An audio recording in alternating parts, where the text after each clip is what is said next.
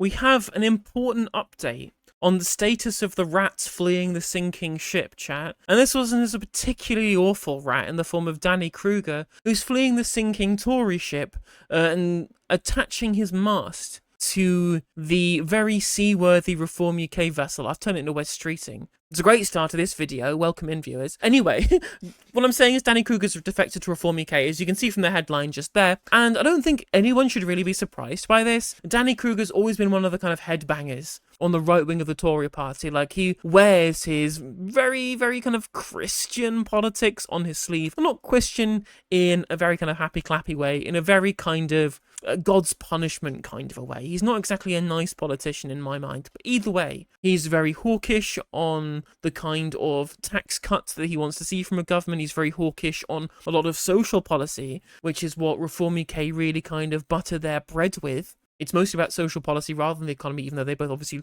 really enjoy things such as tax cuts. And this kind of generalised idea of a lot of Christian nationalist talking points that Reform UK, specifically Richard Tice, he wants to brandish his Christianity pretty heavily, something that Danny Krueger fits in very well. Of course, why he would stay a member of the Conservative Party as an MP, given that they're like half the polling of Reform UK, less than half in some of the ones from Find Out Now, the definitely reputable polling organisation, there's no reason for them to stick around. This will be the first of many more defections. Of course, we had previous members defect, like Tim Montgomery and Nadine Dorries all defecting from the Tories to Reform, and Andrea Jenkins, right? This is a sitting MP defecting from the Tories to Reform. And that is kind of big, because it now means that they're bigger than some of the other smaller parties, which gives them more clout. But again, it shows you which way the wind is blowing. But what it will see is a fracturing of the sector of the party, of the Tories, who want to see Kemi Badenoch chase reform. I think that's what's going to be the most important part we see of these defections. Isn't necessarily the strength it gives to Reform UK, it'll be the changing face of the Tories, because we all know, once November comes around, and Kemi Badenoch can be removed as leader, because they need to wait a year. They're protected from a confidence vote for a year. She is going to be gone, because she's terrible as a leader. I mean, who the fuck knows who Kemi Badenoch is in 2025, right? We're all following the Starmer Farrar show. But Zach Polanski probably does more in terms of political cut-through than the leader of the opposition at this point. Let's be real. Kemi Badenoch is basically completely wasted as a political leader for the Tories, because she means nothing. She's totally absent from politics in this country. And when she goes, it'll be up to the Tory MPs to decide who they want to send to the membership to potentially be the new leader when she goes. And the more right-wing Tory MPs that have defected by then, the bigger the chances of the Tories moving away from chasing reform votes and looking at chasing Lib Dem votes. Because at the moment, the Tories are being attacked from two angles, just as the Labour Party are. And all it's really doing is moving the Tories further into irrelevance as their moderate voters disappear, and the more kind of radical, dissident right-wing voters who would usually back the Tories for electoral reasons have no reasons to do so. First of all, because Reform UK are the real deal. They say the things that the Tories only euphemize about. There's no reason to vote Tory as it's splitting the vote, and the Reform UK are the real opposition electorally at this point. There's no tactical reason to vote Tory. And last of all, like, why would you go for the people who say that they'll do things to tackle the issues that the right wing care about, the dissident right care about, and all of their time in government has shown that they actually massively fail to deal with that. There's a reason why they call it the Boris wave, is because Boris Johnson and the Conservative Party were in government when there was very high migration, right? Regular migration, to be sure, but the people on the very kind of hardcore dissident right don't care about whether it's regular or irregular migration. They want the Browns out. They want them deported. That's fundamentally what these people care about, you know? So why go with the Tory party who have history of failing miserably when you have Reform UK, who are a completely unknown entity who might do something different? So there's no point in the Tories chasing these voters, and it is more likely that they'll have a leader who'll be more conducive to winning over ex-Tory Lib Dem voters than people who've gone to Reform, because, again, they won't be served by a Conservative party that's already been proven, add their track records to have failed at tackling the issues that right-wingers care about. Let's see what he had to say in his news conference announcing the defection. I have been variously a member, an activist, an employee of the Conservative Party for over 20 years. And I have many friends in the party. many good and decent people, which is why it is so personally painful for me to be doing what I'm doing today. There have been moments when I've been very proud to belong to the Tory party. In 2010, I was inspired by the big society, by schools reform and welfare reform. So what he's saying there is that he was proud of the fact that when David Cameron formed the coalition government in 2010, there were 330,000 excess deaths. That's what the welfare reform and the cuts led to. When he says reform, he means cuts. That's what they always mean. They mean cuts. And that's what Reform UK want to do, right? All the reasons why, if you're watching at home, you hate the Tories, outside of migration, right? You hate them for the way that they manage the economy so that only works for the ultra-rich and the bourgeois and doesn't do anything for the little guy. That essentially takes shit away from the people who need it the most, i.e. the people who are dependent on welfare, whether they're disabled or not. And Reform UK wants to go even further on welfare cuts than both the Tories and Labour do. And so that's why he's joined, because they accurately represent the kind of draconian policy on the economy that he supports, i.e. tax cuts for the rich and welfare cuts for the poor, which will make society worse. And given that lots of poor people intend to vote for Reform UK, you'll not be best served by a party that is essentially just the right wing of the Conservative Party, but wearing a new hat. I was thrilled by Brexit and by what Boris Johnson pulled off in 2019. But those were exceptions to the rule. The rule of our time in office was failure. Bigger government, social decline, low wages. We don't have a bigger government, we just have a bigger pension provision. The actual remit of the government is smaller, and the assets owned by the government is smaller because you kept selling them off. Not just on a local authority level, but Royal Mail. The national institution Royal Mail is now no longer Royal Mail, it's Kretinsky Mail. It's owned by a Czech billionaire. You sold it off, you tried to make the state smaller and continually did so.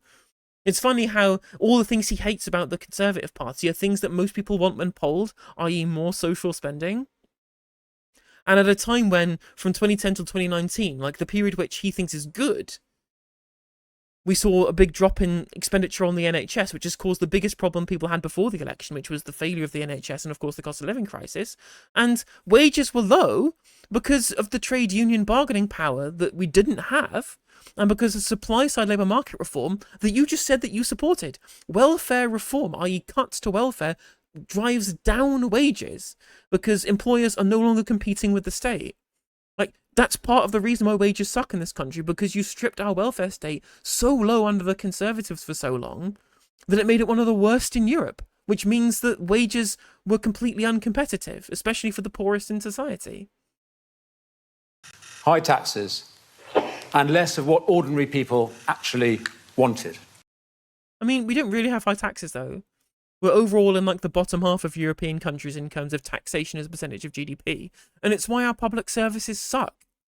People wanted better public services. It's why it was stupid that Labour said they weren't going to raise taxes.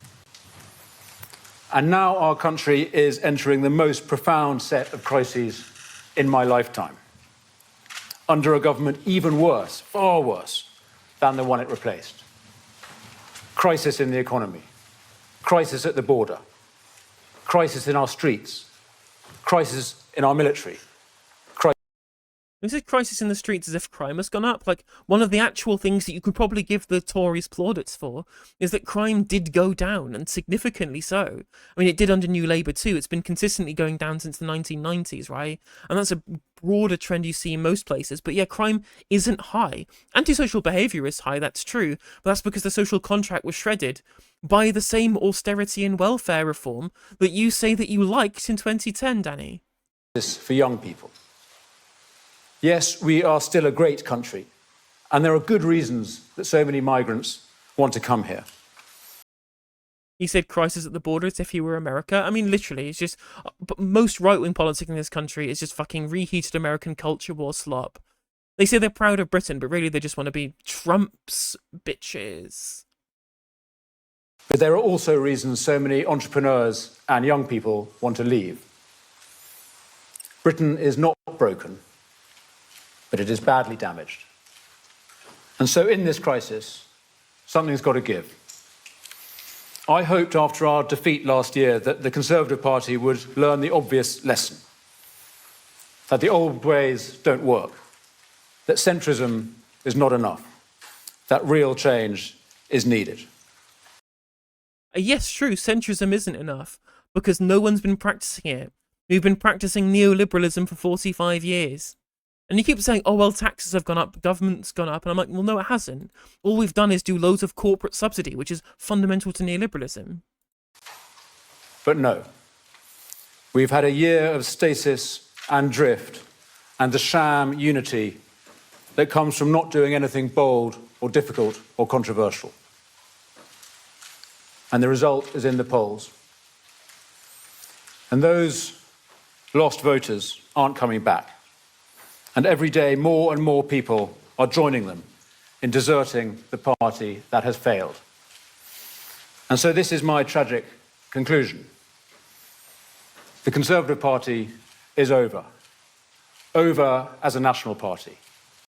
Yeah, so he's just admitting here that, well, these people aren't getting elected again and I want to keep my plummy job as a member of parliament. So I'm going to move over to the party that's in the first place in the polls. It's literally just the same as Christian Wakeford, but from the other direction. It's literally the same shit, different day of people leaving the ranks of the party to the party that they believe is going to be more popular.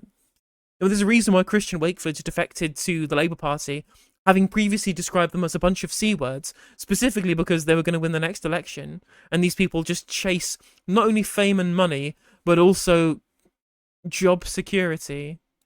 And to a lesser extent, they're just glory supporters, just backing the winning horse all the time.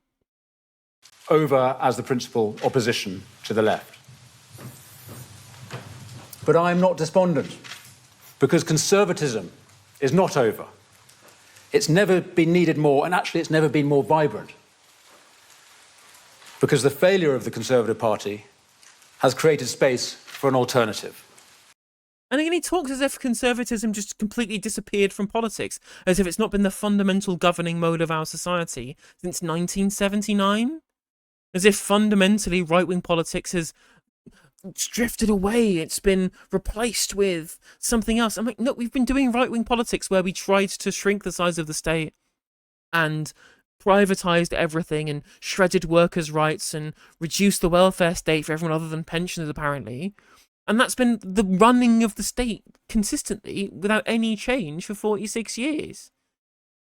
People will literally do this and go, well, you know, we'd have no right-wing governments forever. And I'm like, we've only had right-wing governments. And but the thing is, when I say right-wing, I mean economically right-wing. I mean neoliberal. I mean laissez-faire in terms of their approach to the market. And when they say left-wing, they mean, oh, they don't hate gay people enough. And I'm like, get some real problems. Get some real problems. Also, against the left, with respect, what left? Scotland and Cymru have never voted for a Tory majority, but we always get one, thanks neighbours. Very, very true, very true. Is he referring to the Scottish National Party, potentially? They're the only left-wing party in any sort of power in this country. The flame is passing from one torch to another. The old torch, once so great, is guttering, spluttering, held weakly in uncertain hands. But the new torch is already alight, already brighter than the one it is replacing, held aloft in firm and confident hands. And while the torch is different, the flame is the same. The things we Conservatives all believe in. Respect for the law, respect for our traditions. Unless, of course, you broke the law by inciting racial hatred, in which case, you get a prime position to speak as a political prisoner at Reform UK's conference. Because turns out, every single time, without fail, that a right-winger says, I believe in respect for the law, or I believe in law and order, or any such statement, they are a liar. They are lying to you. Because the law to them is not a principle, it is a tool. It is a tool in which to be able to protect the in-group and weaponise against. Because, of course, in-group includes Lucy Connolly, because she was a Conservative councillor and a white middle-class woman. She can't be on the wrong end of the law. Oh no, but Palestine protesters, we want you locked up. We want you locked up. personal liberty, national sovereignty, free markets. Personal liberty, unless of course you're a transgender person, in which case you should be restricted and should have your rights taken away. No personal liberty for trans people, though. No personal liberty. Belief in family, community, country. You literally destroyed communities with the neoliberalism that you supported. The trinity of obligations that give us identity and security and purpose. Wanted no more identity politics, but okay. Again, it's just so weird listening to right-wingers speak, and it's like, the three most important things are family, community, and country. And I'm like, well, community, I agree with. I fundamentally agree with community. It's why I support things like social spending on infrastructure and on welfare and on local authorities, which you just said that you supported cutting. So I don't know why you're trying to say you support the idea of community. As for family and country, like, those values are not universal to everybody. Why you think that they should be universal is complete mystery to me. But again, I have values in things that actually matter, like material things rather than imagined communities. But then again, I guess I'm just a weird postmodern leftoid who's trying to destroy the family with Marxism. And that's fundamentally what Danny Krueger and his ilk genuinely feel is happening. That the breakdown of the family is because of liberal Marxist postmodernists, of course, because they believe in such ridiculous phrases such as that, who are trying to deliberately destroy the family, who are trying to undermine the country and bring it to its knees because they fundamentally oppose such a thing, rather than the country is collapsing because our economic model doesn't work, and that community is collapsing because it requires constant tending to through social spending that these people just don't want to do. And that family formation is failing because they fundamentally, because of their belief in personal liberty, only in an economic sense, mind you, not in a social sense, their belief in economic liberty has led to an entire country full of people whose fundamental mode of operating is that greed is good. That was the Thatcherite playbook that he continues to support, that Reform UK and Nigel Farage continue to support. The breakdown of the family and of community is fundamentally linked to the economic base that these people have supported for so long. Neoliberal Thatcherite orthodoxy cannot coexist with any kind of social belief in the importance of community or the importance of family formation, as those who fundamentally believe that those values should be superseded by the ability of people to get fucking filthy rich at the expense of the rest of the fucking population, quite frankly. So, no, this is a completely incoherent ideology that he has, and conservatism is completely incoherent, especially in its modern form. Because at the very least, when you looked at the kind of people who believed in country and community and family, specifically community and family, like the Macmillans of this world, the Churchills of this world, they didn't just stop social spending. Harold Macmillan built millions of council houses, or close to millions, in his time as Prime Minister and as Housing Secretary. And do you think that Danny Krueger wants to build any council homes? Answers on a postcard. Because again, how are we supposed to build a family or have a community when everyone is subject to housing insecurity because of the personal liberty in the economy for landlords to take a third of people's income, at best? That's not going to work.